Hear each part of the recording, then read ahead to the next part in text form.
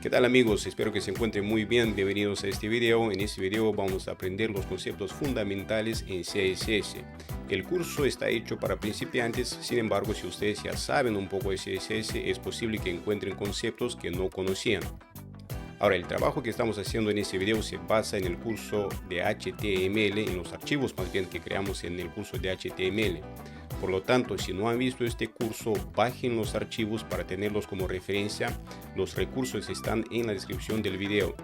Otra cosa que les quiero mencionar es que me he quedado corto, por eso tengo la segunda parte donde he incluido varios temas que son importantes en CSS. También he excluido varios temas. Primero, no les enseño las técnicas obsoletas, como por ejemplo el uso de float para tratar de hacer un diseño responsive, simplemente porque son técnicas obsoletas. Y también he excluido el tema de las animaciones. Ahora, en CSS sin duda alguna se pueden hacer animaciones, sin embargo, para trabajar bien se requiere también una comprensión sólida de JavaScript. Por lo tanto, vamos a volver al tema de las animaciones, pero una vez que tengamos una comprensión sólida de JavaScript. Bueno amigos, si les gusta el contenido, pónganle un like, compartan, suscríbanse y activen esta campanita de notificaciones para estar al tanto de los nuevos videos que estamos subiendo. No perdamos más tiempo, les veo en el curso.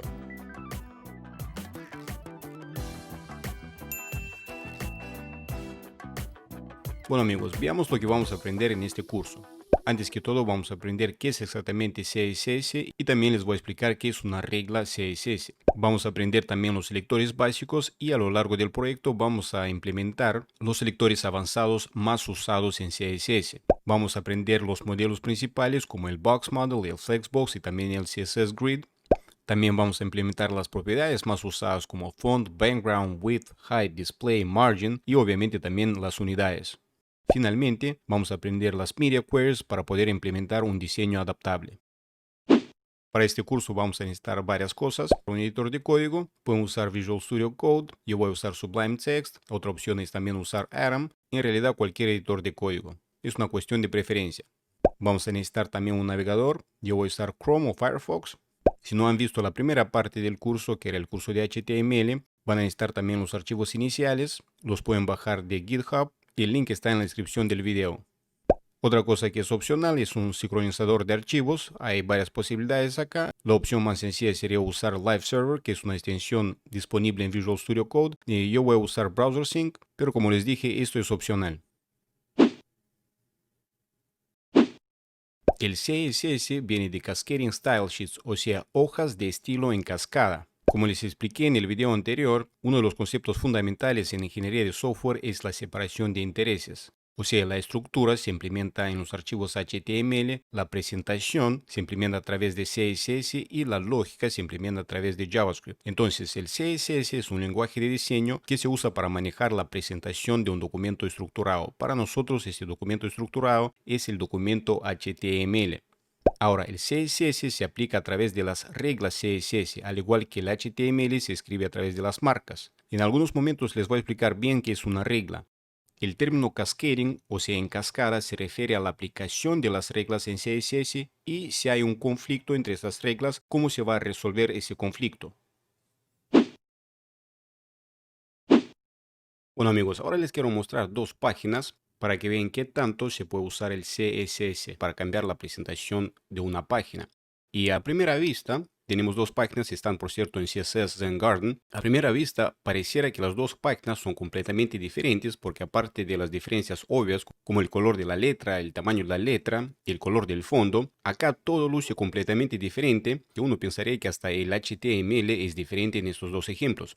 Sin embargo, si nos fijamos en el código de cada página, vemos que el marcado, o sea, lo que hay dentro del documento HTML es exactamente lo mismo. Tenemos exactamente los mismos contenedores, hasta el nombre de la clase y los nombres de los IDs son iguales. Y todos los cambios que se ven en estas páginas se deben solamente al CSS. Lo que nos lleva a la conclusión de que el CSS es una herramienta bastante poderosa para manejar y cambiar la presentación de nuestra página. Bueno amigos, ya sabemos lo que es el CSS, ya sabemos lo que se puede hacer en el CSS, ahora es tiempo de aprender qué es una regla. Como se acuerdan, yo les dije de que El CSS se aplica a través de las reglas, al igual que el HTML se escribe a través de las marcas. Entonces, lo primero que tenemos en una regla CSS es el selector. En ese caso, el selector es el elemento P, o sea, el paragraph, el párrafo. Pero en CSS hay muchos selectores. De hecho, en algunos minutos vamos a aprender varios selectores básicos y después a lo largo del curso vamos a aprender también los selectores avanzados. Pero lo que va antes de la llave se llama el selector. Después, adentro de la llave le va la propiedad. En este caso la propiedad es color, doble punto, y después le sigue el valor de la propiedad. En este caso el valor de la propiedad es green. Lo que quiere decir que al elemento P se le aplica la propiedad color con el valor de green. Y como efecto, obviamente, el color del texto va a cambiar a verde.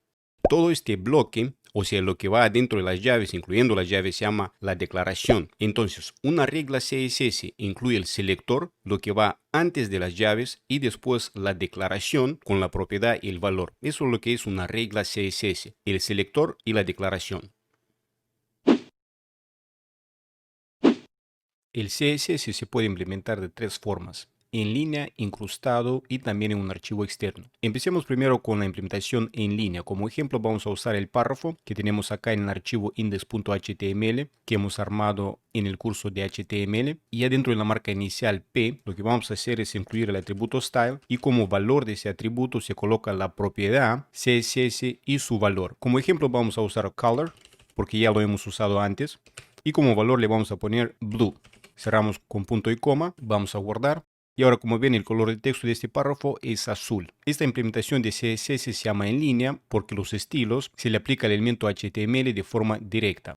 Acá hay dos cosas que tienen que saber acerca de la aplicación en línea. Primero, no es buena práctica, y segundo, la aplicación en línea tiene mayor prioridad. En otras palabras, si colocamos exactamente la misma propiedad color, pero con otro valor, por ejemplo red, rojo, pero lo hacemos en un archivo externo, entonces la propiedad que va a tener efecto es el color azul, porque la propiedad implementada en línea tiene mayor prioridad. Ahora, ¿por qué es que la aplicación de CSS en línea no se recomienda? No se recomienda porque es sumamente impráctico. Imagínense, en ese proyecto nosotros tenemos al menos 10 párrafos, lo que quiere decir que tendríamos que aplicar el mismo estilo, si es que esta fuera la tarea, a los 10 párrafos de forma independiente, lo que es sumamente impráctico. Imagínense tratar de estilizar todos los elementos del documento HTML. Un código así sería simplemente imposible de mantener, de revisar, de reformar. Por eso la aplicación en línea no se recomienda. Existen tres casos donde la implementación en línea se podría usar, y el primer caso son los sitios web antiguos que hace falta mantener, y si en ese sitio web en algún lugar se ha usado la aplicación de CSS en línea y uno tiene la tarea de mantenerlo, obviamente tiene que saber cómo manejar las propiedades. El segundo caso son los emails HTML que normalmente se usan para hacer promociones. En estos emails el estilo se aplica en línea, entonces es importante saber manejar las propiedades CSS para este tipo de trabajo. Y finalmente el tercer caso son los sistemas de administración de contenido, que mayormente son plataformas que le proveen al usuario la posibilidad de armar un sitio web pero sin escribir código. Más bien lo que usan es una interfaz gráfica para crear el diseño, y también existen opciones para cambiar una que otra cosa en esa plataforma, y mayormente estas cuestiones de diseño se implementan en línea. Entonces lo que vamos a hacer es que vamos a borrar esta parte porque nosotros no vamos a hacer aplicación de CSS en línea, y les voy a mostrar la segunda forma. La segunda forma se llama aplicación de CSS incrustado. Voy a mover el código. Entonces, para hacer la aplicación de CSS incrustado, adentro del head se usa style. Y ahora podemos colocar las propiedades CSS entre la marca inicial style y la marca final style. Vamos a colocar primero el elemento P, y al elemento P le aplicamos el color con el valor de blue. Y ahora el color del texto de todos los párrafos ha cambiado a color azul. Eso se llama aplicación de CSS incrustado. Ahora, esta forma es mejor que la aplicación en línea. Sin embargo, si continuamos agregando acá propiedades, lo que vamos a conseguir es un documento adentro de otro documento. Y sería más fácil simplemente hacer un archivo externo y ahí colocar todas las propiedades. Bueno, entonces seguramente se preguntan, ¿y cuándo se usaría, por ejemplo, la aplicación de CSS incrustado? Y acá mayormente se usa cuando uno tiene que probar algo bien rápido para ver el efecto de las propiedades que se aplican para una página bien sencilla. Pero la forma recomendada es la aplicación de CSS en un archivo externo. Nosotros en este curso vamos a implementar todas las reglas CSS en un archivo externo. Por lo tanto, vamos a borrar el style, ahora que ya sabemos cómo se aplica eso, y vamos a hacer referencia a un archivo externo. Bueno, entonces, ¿cómo se hace la referencia? La referencia se hace con link. Y acá tenemos dos atributos. Tenemos el atributo rel, que viene de relation, o sea, relación, y el valor stylesheet, o sea, hojas de estilo. Y como valor del atributo href se coloca la ruta del archivo que contiene las reglas CSS. Nosotros de hecho vamos a crear una carpeta CSS y el archivo lo vamos a nombrar estilos.css. Todavía no lo tenemos, pero ya lo vamos a hacer rapidito. Entonces primero vamos a crear una carpeta. El nombre del proyecto es curso HTML intensivo. Acá lo vamos a cambiar a CSS también. Ok, entonces tenemos imágenes y los archivos de HTML. Vamos a crear una carpeta. La vamos a nombrar CSS. Y el archivo estilos.css lo vamos a guardar en esta carpeta. Voy a cerrar. Ok, entonces estamos listos para crear el archivo. Vamos a crear un archivo nuevo. Lo vamos a guardar. Y el nombre va a ser estilos.css. Y lo vamos a guardar adentro de la carpeta CSS. Ahí está. Lo guardamos. Bueno, entonces para ver si funciona, vamos a usar exactamente la misma propiedad. Vamos a hacer P y acá le vamos a poner color con el valor blue. Guardamos y ahora de nuevo tenemos el color azul del texto para todos los párrafos. Bueno amigos, entonces ya sabemos las tres formas de implementar el CSS. Ahora ya estamos listos para aprender los selectores básicos y después ya vamos a empezar a estilizar nuestra página y de paso también vamos a aprender los selectores avanzados. Voy a borrar. Guardamos para tener una hoja limpia y pasemos a los selectores ahora. Vamos a empezar primero con el selector universal. Entonces, el selector universal tiene la siguiente sintaxis. Antes de la declaración se coloca un asterisco y adentro de las llaves se coloca la propiedad con el valor respectivo, como ya sabemos. Entonces, ¿por qué se llama universal? Se llama universal porque en este caso la propiedad color con el valor blue se va a aplicar a todos los elementos HTML de nuestro documento. Por eso se llama selector universal. Mayormente el selector universal se usa para implementar propiedades globales, o sea, para todos los elementos HTML del documento. El siguiente selector básico es un selector de elemento. Ya hemos usado este selector, entonces se llama selector de elemento porque antes de la declaración lo que se coloca es el nombre del elemento HTML. En este caso se coloca P, o sea, el párrafo, lo que quiere decir que la propiedad color con el valor blue se va a aplicar a todos los párrafos de nuestro documento. Así tengamos 10 párrafos, los 10 párrafos van a tener el color azul del texto. Otro selector básico muy usado es el selector de clase. Entonces, un selector de clase empieza con punto y después le sigue el nombre de la clase. En este caso, el nombre de la clase es color principal. Y de nuevo tenemos exactamente la misma propiedad, color con el valor blue. Entonces, esto quiere decir que la propiedad color con el valor blue se va a aplicar a todos los elementos HTML que tengan la clase color principal. Ahora, para que el selector de clase color principal tenga efecto, necesitamos ir al documento HTML y hacer referencia a este selector de clase. Pasemos al documento index.html y les voy a enseñar cómo hacer referencia a un selector de clase. Voy a reducir un poco el tamaño del código y como ejemplo vamos a usar este elemento P. Entonces, para que ese selector de clase tenga efecto, adentro de la marca inicial del P, escribimos class, el atributo class, y como valor le colocamos el nombre de la clase que es color principal. De esta forma, a este elemento P se le va a aplicar la propiedad que está especificada en el selector de clase, que era la propiedad color con el valor de blue. Lo voy a borrar porque no lo necesitamos. Y ahora pasemos al selector de ID. El selector de ID es muy parecido al selector de clase, pero hay varias diferencias, se las voy a explicar en algunos segundos. Y una de las diferencias es que para implementar un selector de ID empezamos con el numeral, o sea, el signo de número, y después le sigue el nombre del ID. Tenemos exactamente el mismo nombre, como ejemplo acá, color principal. Lo que quiere decir que al elemento HTML que tenga el atributo ID con el color principal se le va a aplicar la propiedad color con el valor de blue. Pasemos al documento index.html para mostrarle cómo se hace referencia a un selector de ID. Vamos a usar el mismo elemento párrafo como ejemplo. Entonces, adentro de la marca inicial P se coloca el atributo ID y como valor del atributo ID se coloca el nombre del ID que era color principal. Ahí está. Entonces es muy parecido al selector de clase. La única diferencia es que en vez de usar el atributo class, lo que se usa acá es el atributo ID. Y de nuevo, el valor del atributo es el nombre del ID. Bueno, lo voy a borrar y ahora necesito explicarle algo acerca de los selectores de ID. Bueno, entonces, ¿cuál es la diferencia entre un selector de ID y un selector de clase aparte de la sintaxis? Bueno, el ID es único, lo que quiere decir que en un documento HTML no pueden haber dos elementos que tengan exactamente el mismo ID. En otras palabras, en nuestro ejemplo no podríamos tener dos o tres párrafos con exactamente el mismo ID que es color principal. Esa es la limitación del selector de ID. El selector de clase, por otro lado, se puede reusar. Por eso hay muchos desarrolladores que usan casi para todos selectores de clase. Bueno, el último selector básico que les voy a enseñar es el selector descendiente, que también se usa bastante.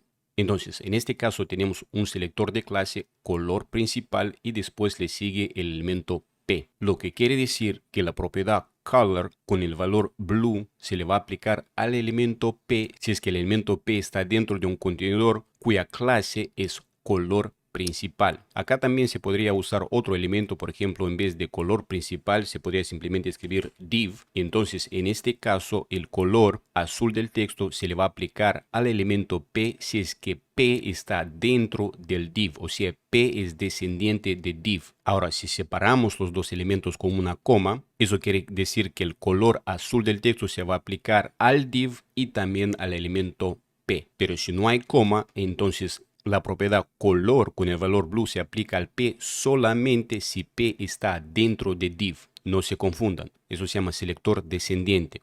Bueno amigos, ya sabemos la sintaxis de los selectores básicos. Ahora es tiempo de pasar al modelo box y de ahí vamos a empezar a estilizar nuestra página. En CSS, cada elemento de diseño se debe visualizar como una caja o una secuencia de cuadros. Y esta secuencia de cuadros o de cajas, si quieren, se conoce en CSS como el modelo box. Entonces, ¿qué tenemos exactamente en este modelo box? Primero va el contenido. El contenido es el cuadro más interno y representa el espacio que ocupa el contenido mismo.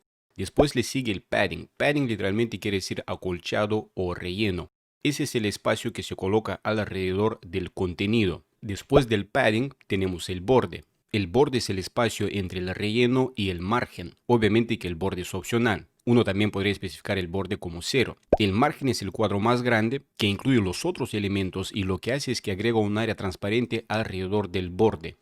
Ahora, en CSS, el hecho de que uno especifique el ancho de 500 píxeles no es garantía de que el ancho especificado de hecho sea 500 píxeles. ¿Por qué? Porque la propiedad que maneja cómo se calcula el ancho y el alto es box sizing y el valor predeterminado, el valor default de box sizing es content box, lo que quiere decir que el width, o sea el ancho, incluye el ancho especificado más el borde más el padding. O sea, si uno, por ejemplo, le coloca 500 píxeles y después decide agregarle un borde de 3 píxeles y un padding de 20 píxeles, estos 23 píxeles se le van a agregar al ancho especificado, de tal forma que va a ser 500 más el borde más el padding. Lo mismo pasa con el height, o sea, el alto. Si uno especifica el alto como 500 píxeles y después de nuevo decide agregar borde de 3 píxeles y un padding de 20 píxeles, estos 23 píxeles se van a agregar al alto especificado, de tal forma que el alto real, lo que se vea, va a ser lo que se especificó más el borde más el padding. La otra posibilidad es colocarle al box sizing el valor de border box. De hecho, muchos desarrolladores prefieren el box sizing con el border box. ¿Por qué? Porque en el caso del box sizing con el border box, el ancho especificado ya va a incluir el borde y el padding. Supongamos que uno simplemente especifica 500 píxeles para el ancho y después le agrega un borde de 20 píxeles y un relleno, un padding de 30 píxeles. Entonces, estos 50 píxeles adicionales ya van a estar incluidos en los 500 píxeles iniciales. ¿Por qué? Porque el contenido se va a checar para hacer espacio al borde y al padding que se especificó. Lo mismo pasa con el alto. El height especificado, en el caso de que el box sizing tenga la propiedad de border box, va a incluir el alto especificado y también el borde y el padding. O si el contenido de nuevo se achica para hacer espacio para el borde y el padding. Bueno, pasemos al editor de texto para hacer un reset universal y especificar el box sizing con el border box. Antes que todo vamos a colocar un comentario, vamos a escribir propiedades globales. Los comentarios en CSS son un poco diferentes de los comentarios en HTML. Empezamos con un slash, o sea, barra inclinada, asterisco, y también cerramos con el asterisco, barra inclinada. Lo que se coloca acá va a ser un comentario. lo primero que tenemos que hacer es colocarle al elemento HTML la propiedad box sizing.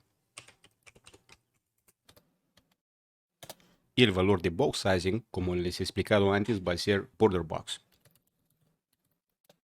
Ahora, para que el resto de los elementos hereden esta propiedad del elemento HTML, por cierto, el elemento HTML es elemento raíz. Entonces, para que el resto de los elementos hereden esta propiedad de border box, vamos a hacer un selector universal. Como se acuerdan, el selector universal se hace con asterisco.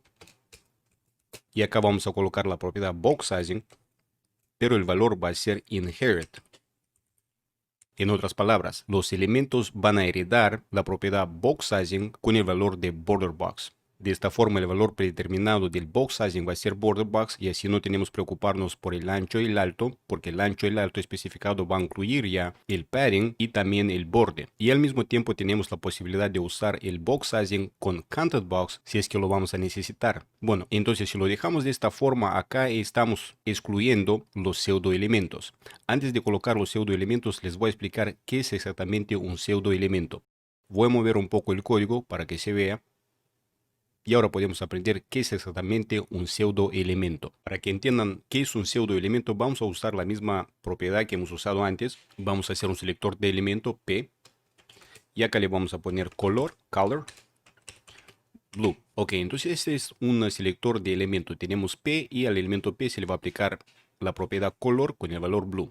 Ahora, ¿qué tal si nosotros queremos aplicar esa propiedad solamente a una parte del párrafo y no a todo el párrafo? Entonces, en este caso, lo que se usan son los pseudoelementos. Los pseudoelementos nos permiten aplicar una propiedad CSS, pero solamente a una parte específica del elemento. Por ejemplo, si nosotros le queremos aplicar el color azul del texto solamente a la primera línea, entonces podríamos usar el pseudoelemento first line. Hacemos dos dobles puntos y escribimos first line. Entonces, el color azul del texto se le va a aplicar a la primera línea del párrafo. Y el first line se llama un pseudoelemento. Hay varios pseudoelementos en CSS, nosotros vamos a implementar varios. Los más comunes son before and after, o sea, antes y después. Y estos dos pseudoelementos necesitamos agregar al selector universal que hicimos acá. Porque si lo dejamos de esta forma, entonces este selector universal no se va a aplicar a los pseudoelementos. Lo vamos a separar con coma, colocamos un asterisco y después del asterisco colocamos dos dobles puntos y escribimos before,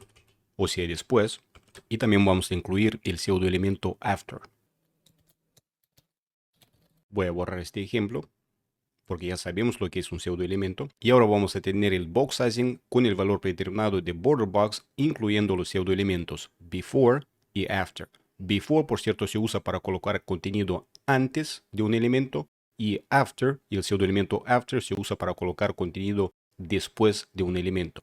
Bueno amigos, ahora, antes de especificar el tamaño de la letra para el elemento HTML, necesitamos hablar acerca de las unidades de medida en CSS. Ok amigos, entonces en CSS tenemos unidades de medida absolutas y también tenemos unidades de medida relativa. Entonces en el caso de la unidad de medida absoluta, el tamaño del elemento de hecho no depende del tamaño de otro elemento. En otras palabras, el tamaño se expresa sin hacer referencia a otro elemento. Si es 15 píxeles, va a ser 15 píxeles sin hacer referencia al tamaño de otro elemento. En el caso de la unidad de medida relativa, el tamaño depende del tamaño de otro elemento. Ahora, este elemento podría ser el contenedor padre, podría ser el elemento raíz, que es el elemento HTML, podría ser el ancho o el alto del viewport. Hay varias unidades de medidas absolutas en CSS, sin embargo, muchas de esas unidades han llegado a CSS de tipografía. Y si es que no van a ser impresiones físicas de su trabajo digital, la única unidad de medida que van a usar es el píxel. Obviamente que se podría usar centímetros, milímetros, pulgadas, puntos y picas, pero el píxel es que más se usa. Al menos como les dije, si es que necesita hacer una impresión física de su trabajo digital. Ahora, el píxel se usa por lo general donde el tamaño del elemento de diseño necesita ser exactamente el mismo, sin importar el tipo de dispositivo o el tamaño de la ventana. Nosotros en este proyecto lo vamos a usar para especificar el ancho y el alto de los contenedores. También lo vamos a usar para hacer el borde y también se podría usar para especificar el tamaño de la letra. Sin embargo, yo no lo voy a usar porque les quiero mostrar cómo usar otra unidad de medida que es relativa, la unidad M, porque esta unidad causa bastante confusión y hay muchísimas explicaciones equivocadas. Entonces, para que quede bien claro, en este proyecto voy a usar la unidad M. Otra cosa que tienen que saber es que el píxel tiene un problema de accesibilidad. En otras palabras, si uno especifica, por ejemplo, el tamaño de la letra en píxel y el usuario decide cambiar el tamaño de la letra predeterminado en su navegador, lo que nosotros coloquemos en píxeles no va a cambiar por la sencilla razón de que el píxel es una medida absoluta. También hay varias unidades de medida relativa. Vamos a usar el porcentaje es relativo al elemento padre. Después tenemos M, que es relativo al tamaño de la letra del elemento actual. Vamos a usar M para el font size, para el tamaño de la letra, para que sepan cómo usarlo. Rem es relativo al tamaño de la letra del elemento raíz, que es el elemento HTML. Después tenemos FR, que es una fracción del espacio disponible en CSS Grid. X es relativo al alto de X, esta unidad no se usa mucho. CH relativo al ancho del cero, esa tampoco se usa mucho. Viewport Width es 1% del ancho de la pantalla. Viewport Height es 1% del alto de la pantalla. De hecho, vamos a usar esta unidad en el proyecto. Y tenemos Vmin y Vmax. Vmin es 1% del mínimo entre Viewport Width y Viewport Height. O sea, si el Viewport Width es menor, entonces se usa 1% del Viewport Width. Si el View Height es menor, se va a usar 1% del Viewport Height. Lo mismo pasa con el Vmax, pero se usa el máximo entre Viewport Width y Viewport Height. Pasemos al editor de texto para especificar el tamaño de la letra para el elemento raíz. Bueno, entonces después de box sizing vamos a hacer font size. Font size literalmente quiere decir el tamaño de la fuente. Esa propiedad se usa para especificar el tamaño de la fuente, el tamaño de la letra. Entonces, el tamaño predeterminado en la mayoría parte de los navegadores es 16 píxeles. Nosotros vamos a usar como base 10 píxeles porque es más fácil trabajar con 10 que con 16. Sin embargo, no vamos a colocar 10 porque el píxel va a tener un problema de accesibilidad. Cuando el usuario cambie el tamaño predeterminado en su navegador, el tamaño de la letra no se va a ajustar porque el píxel es unidad de medida absoluta. Entonces lo que vamos a hacer es escribir 62.5%. Entonces 62.5% de 16 nos da el equivalente de 10 píxeles. De esta forma, si el usuario decide cambiar el tamaño de la letra, el font size de nuestra página se va ajustando. Por ejemplo, supongamos que le cambia 100 píxeles, entonces el font size del elemento HTML va a ser aproximadamente 63 píxeles. O sea, se va cambiando. Esta es la diferencia entre usar el píxel y usar una unidad de medida relativa. Bueno, ya está esta parte. Voy a mover un poco el código. Y acá vamos a incluir otra propiedad global, va a ser para body. Le vamos a colocar margin 0, padding 0 también. Por cierto, acá no hace falta usar las unidades si uno le pone 0. Y también le vamos a poner line height. Ok, le voy a poner 1.6 y después les explico. Ok, entonces, ¿por qué es que le colocamos margin 0, padding 0 y después el line height? Bueno, muchos navegadores le agregan propiedades predeterminadas a los elementos HTML. Entonces, para no tener márgenes aplicadas por el navegador predeterminados, vamos a colocar 0 y también colocamos 0 para el padding. Acuérdense, padding es el relleno, el espacio que va alrededor del contenido. Ok, entonces el line height es el alto de la línea y diferentes personas usan distintos valores, pero yo voy a usar 1.6, que es una práctica bien común. Voy a abrir el navegador para mostrarle la diferencia que hace este line height. Entonces, amigos, el line height especifica el alto de la línea. Por ejemplo, le voy a cambiar a 5 para que vean el efecto. Y como ven ahora, el alto de la línea ha cambiado. Le voy a poner 10 y el alto sigue aumentando. Le voy a poner 20 y ahora el alto de la línea es más grande todavía. Bueno, lo vamos a dejar en 1.6 porque eso es lo que necesitamos. Y como ven también el tamaño de la letra ha cambiado y es un poco más chico porque acuérdense, nosotros usamos 62.5% que es el equivalente de 10 píxeles. Bueno amigos, esto es lo único que necesitamos para las propiedades globales. Vamos a empezar a trabajar contenedor por contenedor y lo primero que vamos a hacer, vamos a estilizar el encabezado de nuestra página. Vamos a hacer un selector de elemento, vamos a poner header, voy a mover un poco para que se vea mejor. Ahí está. Entonces primero vamos a especificar el alto, vamos a hacer min height. Y como min height le voy a poner 80 píxeles. Ahora, si se preguntan por qué le he puesto min height y no simplemente height, es que cuando uno le pone min height y va reduciendo el tamaño de la ventana, el alto también se va ajustando. De esta forma no tenemos que preocuparnos por el alto del header. Si uno lo deja simplemente como height, entonces siempre el alto va a ser 80 píxeles. Pero si le pone min height, entonces el mínimo es 80, pero se va acomodando de acuerdo con el espacio que se requiere. Le vamos a poner también padding top, o es el relleno arriba. Le vamos a poner 15 píxeles y por si acaso le vamos a poner la propiedad overflow con el valor de hidden. Entonces, lo que hace la propiedad overflow hidden es que va a evitar que se salga el contenido del contenedor. De esa forma, si el contenido no cabe en el contenedor, esta parte no se va a ver. Hidden quiere decir escondido. Y también le vamos a poner un borde. El borde se hace con border. Nosotros le vamos a poner el borde en la parte abajo. Entonces va a ser border bottom. Primero va el color. Ya le vamos a colocar el color porque necesito explicarle los colores en CSS, pero le vamos a poner una línea de 3 píxeles y va a ser una línea sólida. Entonces 3 píxeles solid quiere decir que se le coloca una línea sólida de 3 píxeles. Acá va a ir el color. Le vamos a colocar el color en algunos segundos, pero primero necesito explicarles cómo especificar el color en CSS. En CSS el color se puede definir por nombre. De hecho hay 147 colores. Por ejemplo, en este caso tenemos el elemento P y al elemento P le aplicamos la propiedad color con el valor de blue, o sea, color azul. Después también en CSS se puede especificar el color con un número hexadecimal que empieza con el numeral. Y otra posibilidad es especificar el color con RGB. RGB viene de red, o sea, rojo, green, verde y blue, azul. Esos son los colores primarios y cuando uno mezcla los colores primarios creamos otro color. El valor es la intensidad del rojo, la intensidad del color verde y la intensidad del color azul. Por ejemplo, en el último caso tenemos 0,0255, lo que quiere decir que la intensidad del color rojo es 0, la intensidad del color verde es 0 y la intensidad del color azul es la intensidad máxima de 255. En ese proyecto nosotros vamos a especificar el color con un número hexadecimal. Les voy a mostrar rápido los colores que se pueden especificar por nombre. Acá están los 147 colores. Se puede usar por nombre, por ejemplo, red, purple, green, lime, olive, yellow. Pero para muchas personas es más fácil usar un valor hexadecimal. Es una cuestión de preferencia. Y también a veces uno necesita un color que no está en la lista, un color más específico. Y obviamente ahí uno tiene que especificar el color con un número hexadecimal.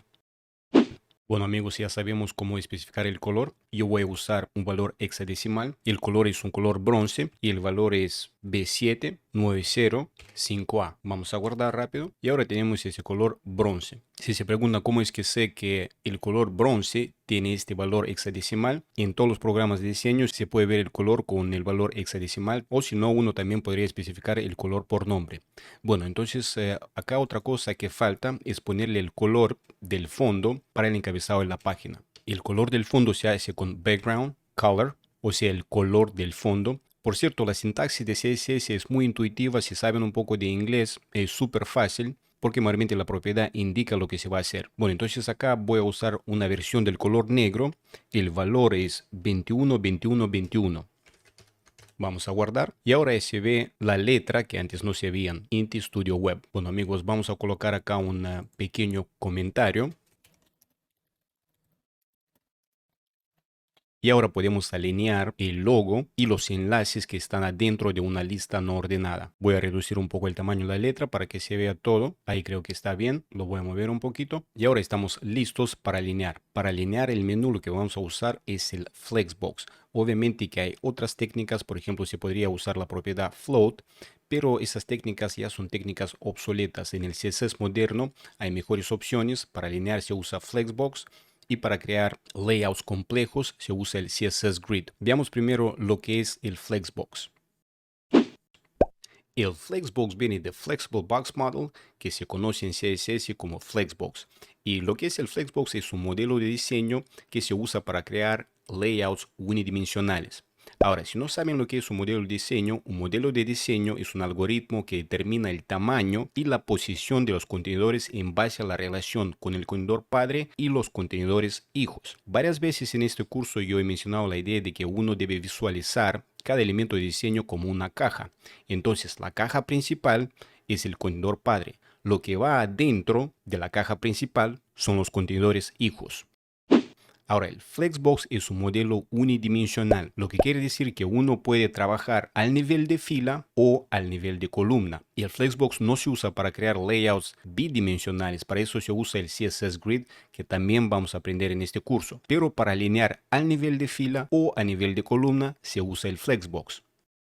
En el Flexbox hay varios términos que les quiero explicar porque son importantes. Primero tenemos el eje principal. Entonces el eje principal corre en la dirección del flex. ¿Y cuál es la dirección del flex? Bueno, la dirección default predeterminada es de izquierda a derecha, o sea, a nivel de fila. Entonces en este caso el eje principal corre de izquierda a derecha. Ahora, la dirección del flex también se puede especificar como columna. En este caso, el eje principal va a correr de arriba hacia abajo. No se confundan, no piensen que el eje principal es siempre horizontal. El eje principal corre en la dirección del flex, que puede ser horizontal o vertical. El eje cruzado es perpendicular a la dirección del flex. Si tenemos una fila, el eje cruzado corre de arriba hacia abajo. Si tenemos una columna, el eje cruzado corre de izquierda a derecha. Ahora, el contenedor principal donde se colocan los otros elementos se llama el contenedor flex. Uno debe declarar un contenedor como un contenedor flex. Y cada contenedor que va dentro de este contenedor flex se llama flex item. O sea, esos son los contenedores hijos. Las cajitas chiquitas que uno coloca dentro de la caja principal. También tenemos el término main start, que es el inicio del eje principal.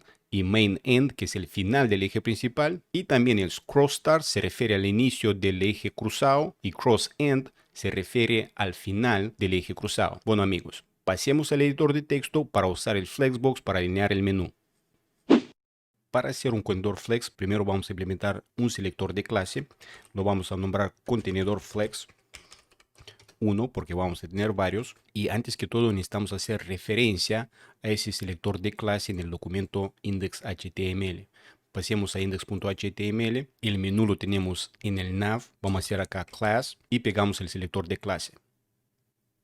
Entonces, para declarar un contenedor, para especificar un contenedor como contenedor flex, se usa la propiedad display, que literalmente quiere decir mostrar, y acá el valor es flex. De esa forma el navegador sabe que ese contenedor es un contenedor flex. Vamos a guardar y ya ven que el logo y la lista no ordenada está en una fila. ¿Por qué? Porque la dirección del flex predeterminada es row, o sea, fila. Les voy a explicar rápido. Yo tengo un tutorial bien detallado acerca del Flexbox. Ustedes pueden bajar esos archivos y tenerlo como referencia. Pero bueno, entonces, la dirección del flex se especifica con flex direction. El valor predeterminado es row, o sea, fila. Eso no hay que declararlo porque es el valor predeterminado. Pero también el flex direction se podría hacer como column, o sea, columna, una columna. Row reverse, o sea, fila al revés. Y column reverse, columna al revés. Pero como les dije, el valor predeterminado es row, fila. Ahora, vamos a alinear en el eje principal. Acuérdense, el eje principal corre en la dirección del flex. En este caso, en la dirección horizontal, porque usamos el flex direction con el valor predeterminado de row, fila. Entonces, para alinear en el eje principal, se usa justify content y nosotros le vamos a poner space between. Entonces, en el caso de Justify Content con el valor Space Between, el primer elemento flex se coloca al inicio del contenedor flex, en este caso el logo se coloca al inicio, y el último elemento se coloca al final del contenedor flex. Y el resto, si tuviéramos varios, se colocarían de forma uniforme en el espacio disponible. Les voy a mostrar otras posibilidades para Justify Content para que tengan referencia. De nuevo, pueden bajar estos archivos y tener esa guía como referencia. Entonces, aparte de Space Between, hay también Flex Start, donde los contenedores que están adentro del contenedor Flex se van a colocar al inicio del eje principal. Flex End, los contenedores se van a colocar al final del eje principal. Y después tenemos también Center para centrarlos. Ya conocíamos el Space Between, ahora tenemos también Space Around. En el caso del Space Around, el espacio que se coloca para cada elemento Flex es exactamente el mismo, pero visualmente el primero y el último va a tener menos espacio. Les voy a mostrar en algunos segundos para que vean la diferencia. En el caso de Space Evenly, visualmente cada elemento flex adentro del contenedor flex tiene exactamente el mismo espacio. Acá están las tres cajas alineadas con Space Around y el espacio que tiene cada caja es exactamente el mismo. Sin embargo, visualmente la primera caja y la última caja tienen menos espacio. ¿Por qué? Porque la caja número 1, del lado derecho, aparte del espacio que le corresponde a la caja número 1, también existe el espacio izquierdo que le corresponde a la caja número 2. Si uno, por ejemplo, acá colocaría una línea vertical, entonces el espacio que le corresponde a cada caja es igual. Ahora, en el caso de Space Evenly, el espacio entre cada dos elementos, incluyendo el primer elemento y el último, es el mismo y visualmente este espacio es igual. Esa es la diferencia. Ok amigos, ahora vamos a alinear en el eje cruzado. En el eje cruzado se hace Align Items y le vamos a poner Center. Vamos a guardar. También le vamos a colocar el ancho. El ancho se coloca con width. Le vamos a poner 80%. Y como margen le vamos a poner auto. De esta forma no tenemos que preocuparnos por el margen, porque el margen se va a calcular de forma automática. Ok, entonces ahora ya los tenemos acá. Tenemos un margen automático. Y lo que ocupa el contenedor es 80%. Bueno, les voy a explicar rápido las otras posibilidades que existen para Line Items que se usa para alinear en el eje cruzado. Ahora amigos, para alinear en el eje transversal, o sea en el eje cruzado, las opciones seguras son Align Items con Flex Start. De esta forma, los contenedores Flex se van a alinear al inicio del eje cruzado. Si usamos Align Items Flex End, los elementos Flex se van a colocar al final, se van a alinear hacia el final del contenedor Flex. Y también tenemos Align Items con Center, en ese caso se van a centrar. Ahora, acuérdense, esa es la alineación en el eje transversal. El eje transversal corre perpendicular a la dirección del Flex. En nuestro caso, la dirección del Flex es fila, por lo tanto, cuando nosotros usamos Center, estamos alineando de forma vertical. No se confundan. Ahora estamos listos para trabajar el menú. Acuérdense, el menú está adentro de una lista no ordenada. Por eso vamos a hacer un selector descendiente. Vamos a hacer contenedor flex 1. Y las propiedades que se le van a aplicar al elemento UL que esté adentro de un contenedor con la clase contenedor flex 1. Así es como se lee este selector. Ahora, como ven acá la lista, cada elemento de la lista está apilado uno sobre el otro. Entonces, para que se vea una línea, vamos a usar de nuevo display flex, porque acuérdense, la dirección del flex es fila, el valor predeterminado. Vamos a hacer flex, guardamos y ahora cada elemento de la línea está en una línea. Claro, también se podría usar display inline block o display inline, pero usar flex nos da más posibilidades para manipular la distribución de estos elementos. Vamos a alinearlo, vamos a hacer justify content y le vamos a poner flex end. O sea, al final. Vamos a alinearlo también en el eje cruzado. Vamos a hacer Align Items. Ya sabemos cómo se hace esto. Y vamos a hacer Center. Voy a mover el código un poco para que se vea mejor. Ahí está. Y ahora lo que necesitamos hacer es quitarle esta viñeta para cada elemento de la lista. Acuérdense cuando en el curso de HTML yo les dije que para una lista no ordenada, cada elemento de la lista va a tener una viñeta, pero eso se puede cambiar fácilmente en CSS. Entonces, vamos a hacer de nuevo un selector descendente. Vamos a usar el contenedor flex. Pero esta vez vamos a aplicarle las propiedades al elemento LI. O sea, la forma como deben leer este selector descendente es de esta forma. Las propiedades se le aplican al elemento LI si es que este elemento LI está dentro de un contenedor con la clase contenedor flex. En cualquier parte de este contenedor, si se ubica LI, se le van a aplicar estas propiedades. Y para quitarle esta viñeta vamos a hacer list style type y como valor le vamos a poner none, o sea, ninguno. Ya está, ya le quitamos la viñeta. Ahora para crear un poco de espacio entre cada elemento de la lista, vamos a usar padding, o sea, relleno, y le vamos a poner padding right del lado derecho con 20 píxeles. Y ahora tenemos un poco de espacio entre cada elemento de la lista. Ok amigos, les voy a explicar rápido otras posibilidades que existen para list style type, porque hay muchísimas. Y en caso de nosotros usamos none porque no queremos nada para cada elemento de la lista, pero también se podría, por ejemplo, colocar un disco, un círculo, un cuadro. Se puede colocar también letras A, B, C, D. En este caso se podría usar lower alpha, upper alpha si necesitamos una letra en mayúscula, también upper Roman si necesitamos, por ejemplo, un número romano. Pero en nuestro caso nosotros colocamos none porque no queremos ningún estilo para el elemento de la lista. Finalmente, ahora necesitamos trabajar los enlaces. Acuérdense que los enlaces están adentro de cada elemento de la lista. Tenemos que cambiar el color y también quitarle esta línea que tienen los enlaces. Entonces vamos a usar de nuevo un selector descendiente. Voy a mover un poco el código primero. Ok, está mejor. Vamos a hacer contenedor flex de nuevo. Y ahora, para que esta propiedad se le aplique al elemento A, acuérdense, el enlace lo hicimos con el elemento A. Entonces vamos a hacer LI A. Ahora, si se preguntan por qué simplemente no colocamos contenedor flex 1 y elemento A. Bueno, en el menú nosotros tenemos la imagen, el logo como enlace y también tenemos los enlaces que están adentro de una lista no ordenada. Ambos enlaces están en el contenedor Flex 1. Entonces, si usamos simplemente A, contenedor Flex 1A, esas propiedades le van a aplicar al logo, que es un enlace, y también a los enlaces que están adentro de una lista no ordenada. Entonces, para ser más específicos, colocamos LIA. De esta forma, las propiedades se le aplican al elemento A si es que el elemento A está adentro del elemento LI y el elemento LI está dentro de un contenedor cuya clase es contenedor Flex 1. O sea, somos más específicos. Bueno, entonces acá lo que necesitamos hacer es primero hacer text decoration, la decoración del texto, y le vamos a poner de nuevo none, ninguna. Vamos a guardar y ya se desapareció la línea que tenía cada enlace. Le vamos a poner color y el color va a ser white. Ok, el color está blanco ahora. Tenemos inicio en nosotros contactos y finalmente necesitamos especificar la fuente y el tamaño de la letra. La fuente se coloca con font family. Esta va a ser la primera propiedad. Después le vamos a hacer el font size, o sea, el tamaño de la fuente. Y finalmente le vamos a poner font weight, o sea, el grosor de la letra. Y le vamos a poner bold de negrita.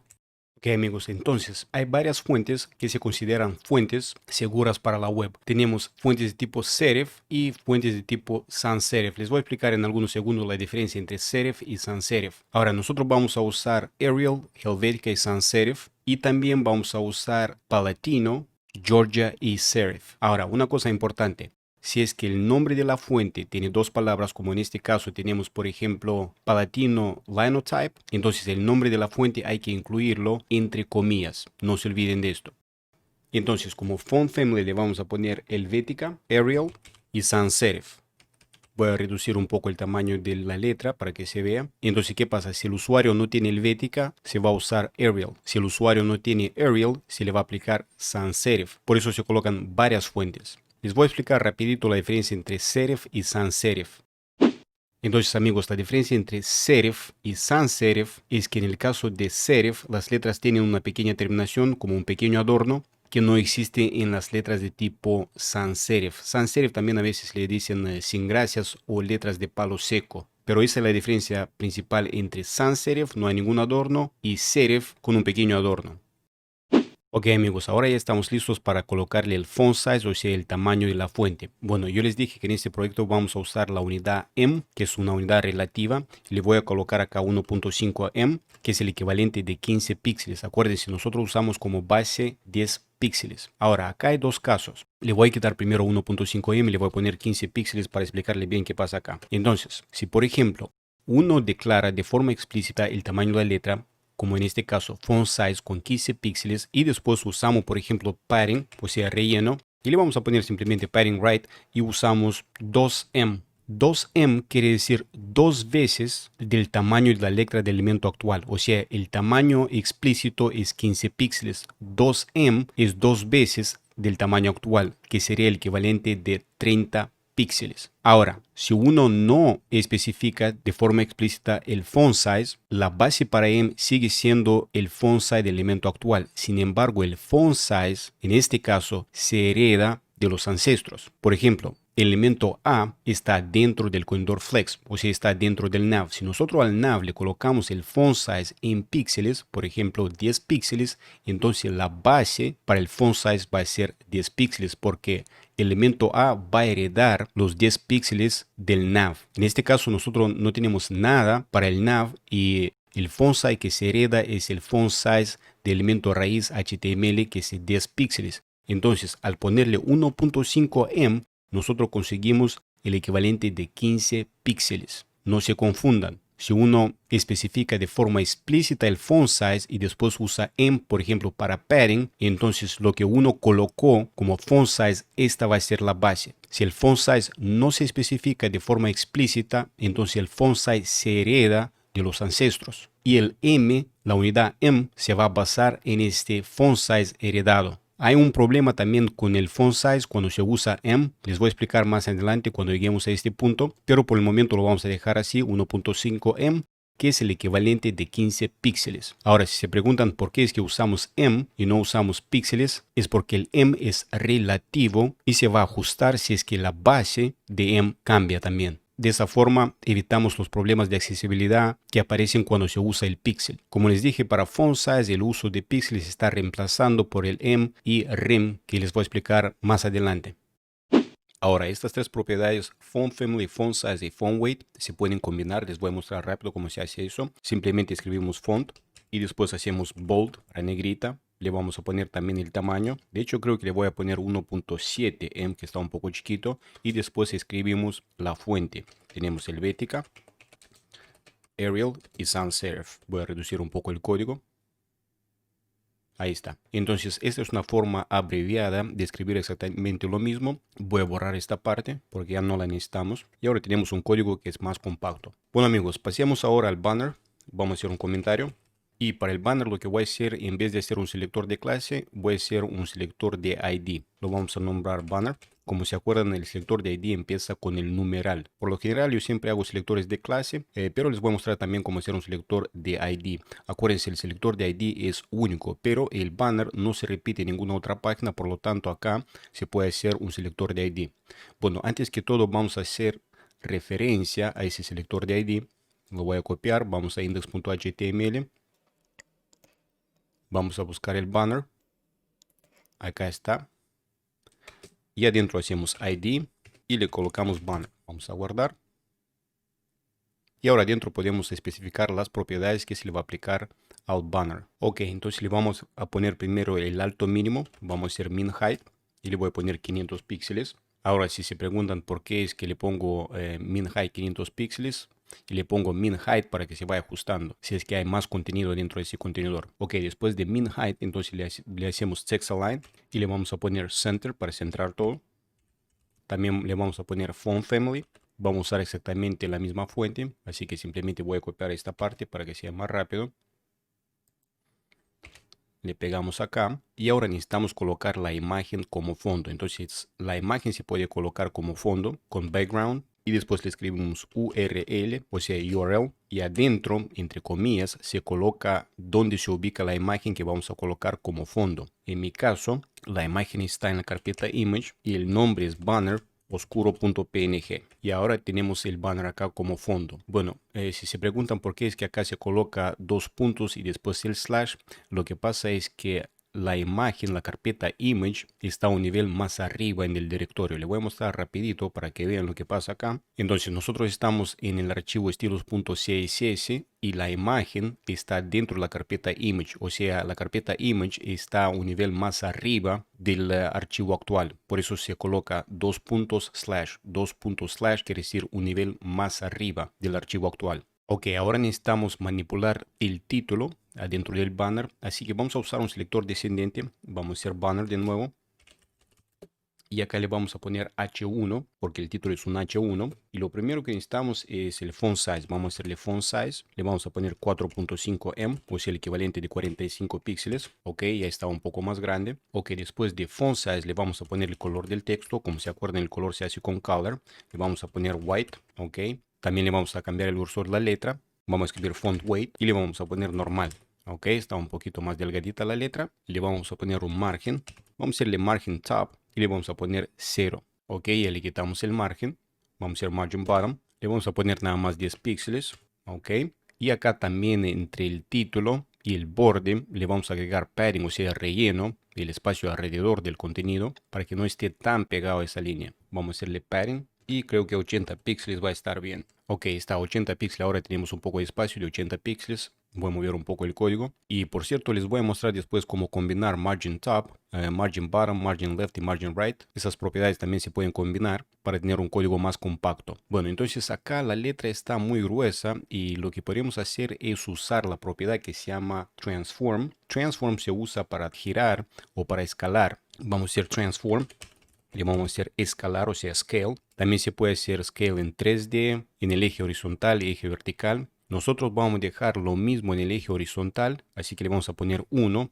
1 quiere decir que no cambia nada, pero para el eje vertical vamos a alargar un poco la letra. Entonces le vamos a poner un tantito, nada más 1.1, para que se alargue la letra. Vamos a guardar. Ok, amigos, creo que eso es lo único que necesitamos para el título.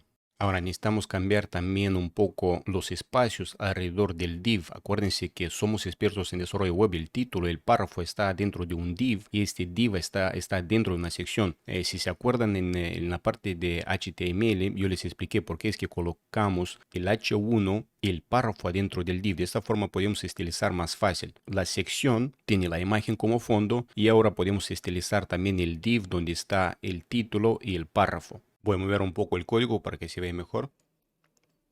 Ahí está. Entonces vamos a hacer un selector de clase. Lo vamos a nombrar ancho, contenido banner.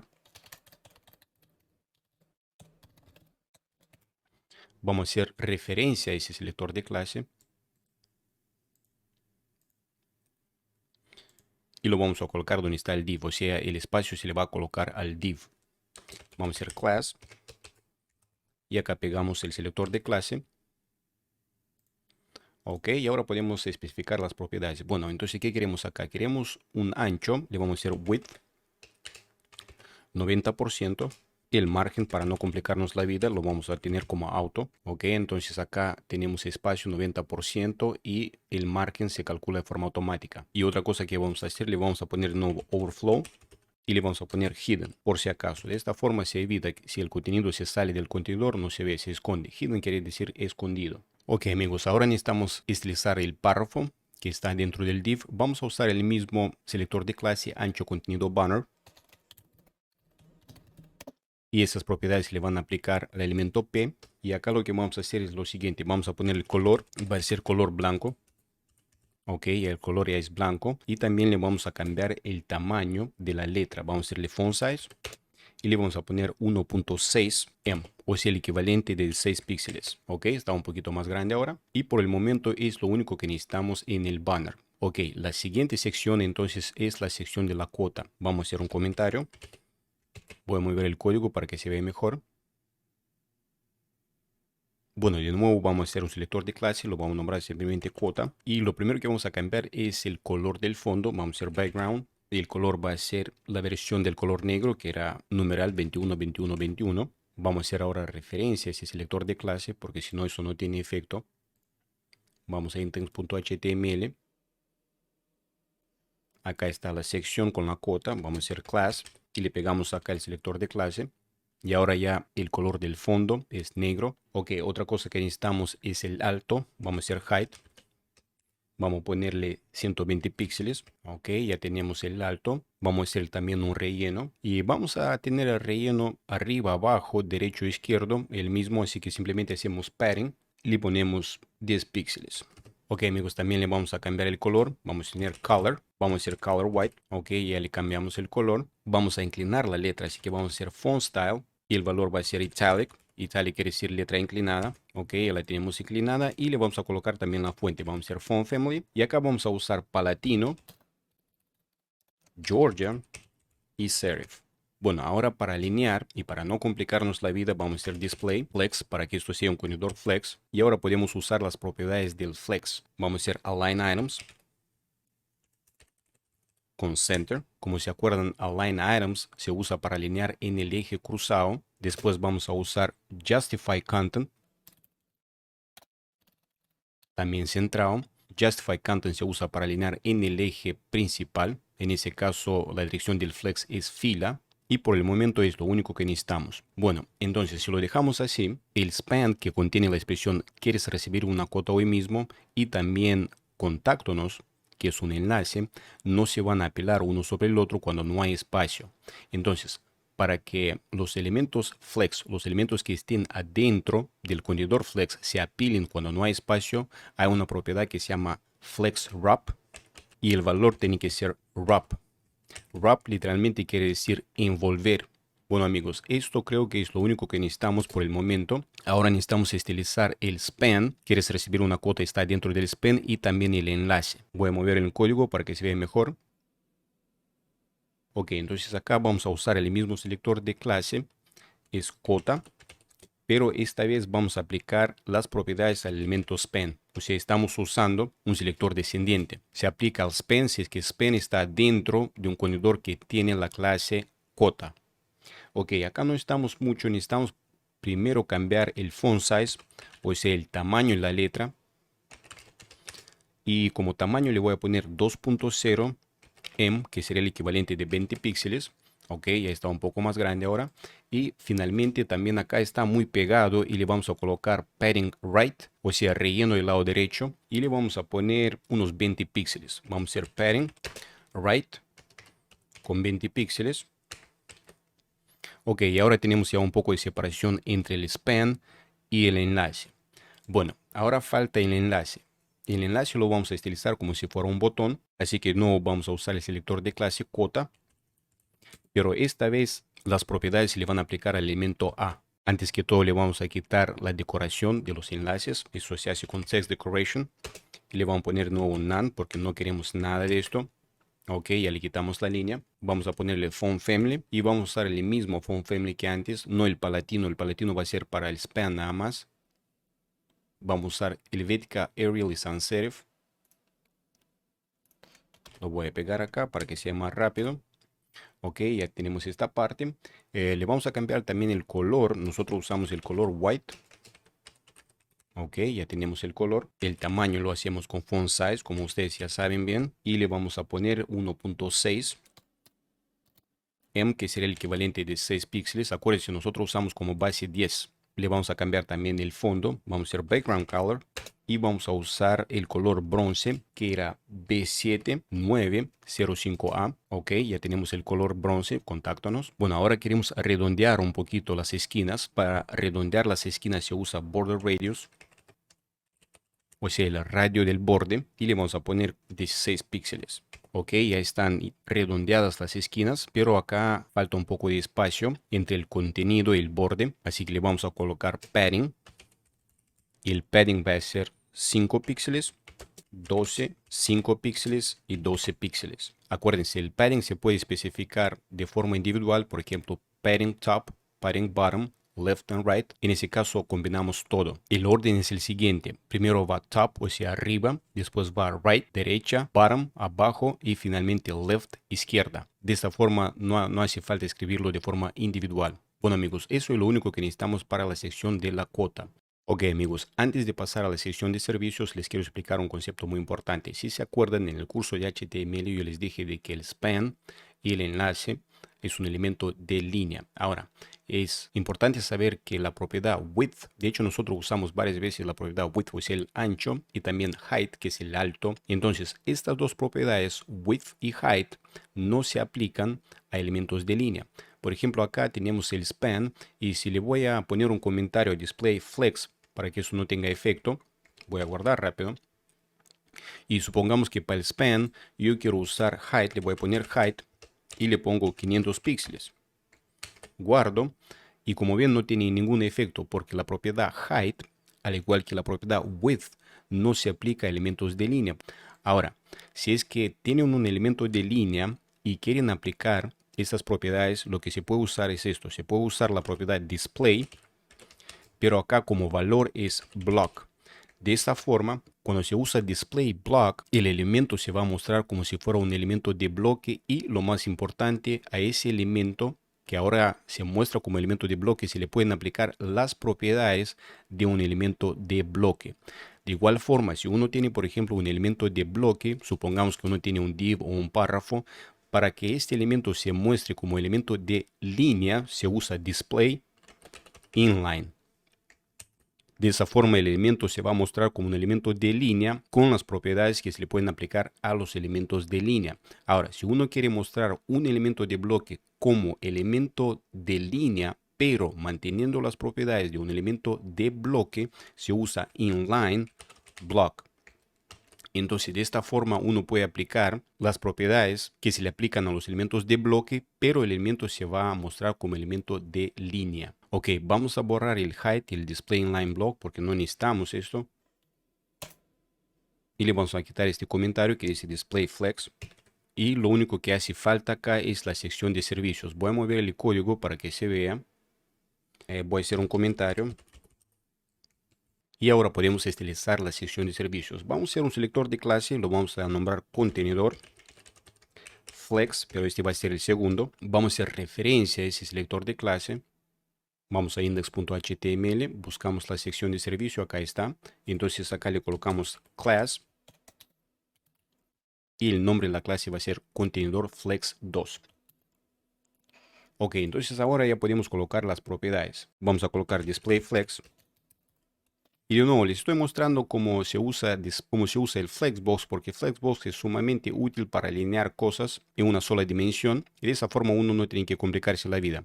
Y ahora miren, tenemos las páginas web, aplicaciones y tiendas ya están en una fila, porque acuérdense, la dirección del Flex es fila, es el valor predeterminado. Vamos a centrar todo en el eje principal, eso se hace con Justify Content, le vamos a poner Center. Ok, ahora lo que necesitamos hacer es estilizar los contenedores. Acuérdense, cada contenedor está dentro de un div. Acá tenemos el icono, el título y el párrafo. Entonces vamos a hacer un selector descendente. Vamos a hacer contenedor flex2. Y las propiedades se le van a aplicar al elemento div. Si es que el elemento div está dentro de un contenedor con la clase contenedor flex2. Ok, entonces lo primero que vamos a hacer es esto. Vamos a hacer text align. Vamos a hacer center. Ok, el texto ya está alineado. Vamos a cambiar el tamaño de la letra. Como saben, ya eso se hace con font size. Y acá le vamos a poner 1.6 em. O sea, el equivalente de 6 píxeles. Ok, ya está un poco más grande.